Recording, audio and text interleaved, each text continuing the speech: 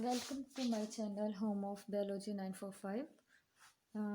We are discussing about the transport. In the previous lectures, we discussed about the transport in plants. ठीक है, तो now we will discuss about the transport in humans. जो higher animals हैं या humans हैं, उनमें material के transport दो बड़े सिस्टम के ज़रिए होती है। ठीक है, एक को कहते हैं, फर्स्ट वन है ब्लड सर्कुलेटरी सिस्टम और दूसरा है लिम्फेटिक सिस्टम। ठीक है, ब्लड सर्कुलेटरी सिस्टम में जो ब्लड की सर्कुलेशन है या ब्लड सर्कुलेटरी सिस्टम है वो तीन बड़े हिस्सों पर मुश्तमिल है, जिसमें फर्स्ट वन ब्लड आता है, देन हार्ट और उसके बाद ब्लड वेसल्स। ठीक है, और ये जो दूसरा सिस्टम है जिसका लिम्फेटिक सिस्टम का नाम देते हैं, ठीक है, इसमें लम्फ फ्लूइड आता है। इसके अलावा जो लिम्फेटिक ऑर्गन हैं या टिश्यू हैं वो आते हैं। ठीक है, ये जो लम्फ फ्लूइड है या लिम्फेटिक फ्लूइड है, ये बेसिकली वो फ्लूइड है जो ऑर्गन या टिश्यू से आता है और इसको रीअब्जॉर्ब करके ब्लड के अंदर शामिल नहीं किया गया होता। ठीक है, तो ये जो फर्स्ट वन सिस्टम है ब्लड सर्कुलेटरी सिस्टम, हम इसकी डिटेल पढ़ेंगे।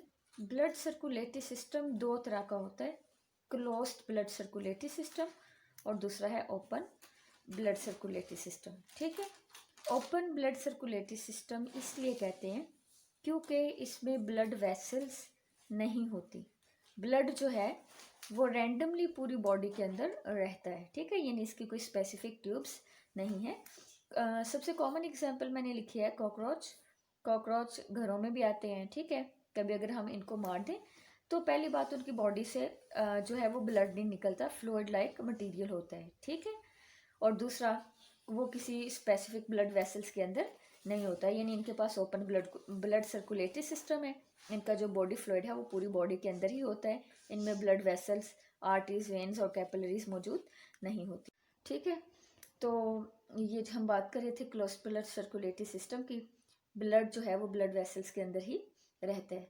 ये जो क्लोज्ड ब्लड सर्कुलेटरी सिस्टम है ये वर्टिब्रेट्स के अंदर पाए जाते हैं। वर्टिब्रेट ऐसे ऑर्गेनिज्म को कहते हैं जिनके पास बैकबोन होती है। ठीक है, ये जो वर्टिब्रेट्स में इनमें ह्यूमन बींग्स भी आते हैं। ठीक है, और हमारा जो सर्कुलेटरी सिस्टम है वो क्लोज्ड ब्लड सर्कुलेटरी सिस्टम है, यानी कि ब्लड वेसल्स के अंदर ही रहता है और तभी बाहर आता है जब वो ब्लड वेसल्स डैमेज होती हैं।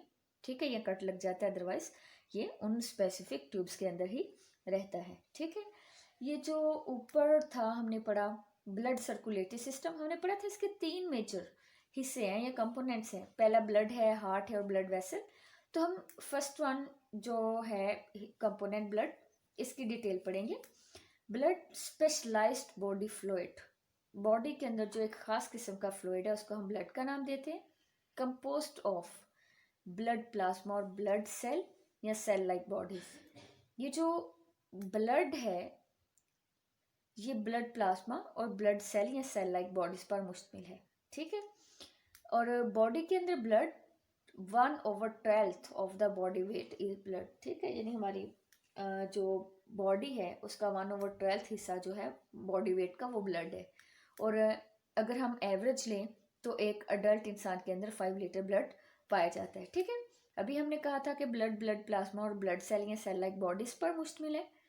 तो ब्लड में 55% ब्लड प्लाज्मा है और बाकी जो 45% है वो ब्लड सेल या सेल लाइक बॉडीज हैं। उसके बाद हम डिटेल पढ़ेंगे ये फर्स्ट वन हिस्से ब्लड प्लाज्मा। ब्लड प्लाज्मा में ये डिफरेंट चीज़ें हैं, वाटर है, सॉल्ट है, प्रोटीन्स होती हैं। ठीक है, digested food, nitrogenous waste, hormones, respiratory gases, carbon dioxide और ऑक्सीजन। ठीक है, वाटर, सॉल्ट, प्रोटीन और उसके बाद digested food, nitrogenous waste, hormones और रेस्पिरेटरी गैसेस, कार्बन डाइऑक्साइड और ऑक्सीजन वगैरह भी मौजूद होती हैं। ठीक है, तो अगर हम वाटर की बात करते हैं तो जो ब्लड प्लाज्मा है उसमें 90 से 92% वाटर है, सॉल्ट 0.9% है, जिनमें सबसे मेजर सोडियम क्लोराइड जिसको हम टेबल साल्ट यानी खाने वाला नमक भी बोलते हैं, जो हम खाने में ऐड करते हैं, और बाइकार्बोनेट्स के साल्ट होते हैं। इसके अलावा बहुत थोड़ी मकदार में कैल्शियम, मैग्नीशियम, कॉपर और पोटाशियम वगैरह भी एडिड होती है, ठीक है। और ये जो सॉल्ट है, इनकी हमारी बॉडी के अंदर जो टोटल अमाउंट है वो 0.9% है, ठीक है। अगर ये मकदार चेंज हो जाती है, यानी साल्ट की कंसनट्रेशन तब्दील होगी, तो ब्लड की नॉर्मल पीएच भी चेंज हो जाती है। और मैंने नीचे मेंशन कर दिया है कि ब्लड की नॉर्मल पीएच 7.4 है, ठीक है। तो अगर इन साल्ट की ये मकदार तब्दील होगी तो ये जो नॉर्मल पीएच 7.4 है ये भी तब्दील हो जाएगी, ठीक है। उसके बाद है जी हमारी बॉडी के अंदर प्रोटीन्स पाई जाती है 7 to 9%, ठीक है। और जो सबसे इम्पोर्टेंट प्रोटीन पाई जाती है हमारी बॉडी के अंदर वो एंटीबॉडीज़ हैं। ये डिफेंड करती हैं, ठीक है, और बीमारियों के अटैक से बचाती हैं।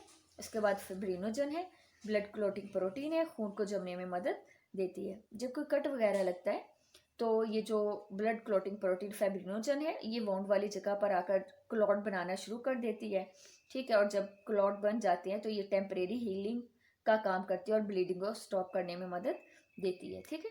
थर्ड वन एल्ब्यूमिन प्रोटीन है, maintain the water balance of the blood. ये बॉडी के अंदर ब्लड का जो ब्लड की मकदार, ब्लड के अंदर वाटर की मकदार है इसको मेंटेन रखने का काम करती है। इसके अलावा ब्लड प्लाज्मा में digested food, nitrogenous waste, hormones और रेस्पिरेटरी गैसेस भी होती हैं, ठीक है। तो आज हमने ब्लड सर्कुलेटरी सिस्टम के पहले हिस्से ब्लड की डिटेल पढ़ ली है, हार्ट और ब्लड सर्कुलेटरी सिस्टम की डिटेल पढ़ लिया, ब्लड हार्ट और ब्लड वेसल की डिटेल हम इंशाल्लाह नेक्स्ट पढ़ेंगे, ठीक है जी। तो आपने फर्दर वीडियोस के लिए सर्च कर सकते हैं या वेट कर सकते हैं मेरी नेक्स्ट वीडियो का, ठीक है। मैंने पिछली में भी कहा था ऑन डिमांड अगर आपको कोई लेक्चर चाहिए तो आप मुझे वो भी बता सकते हैं, ठीक है। टेक केयर, अल्लाह हाफिज़।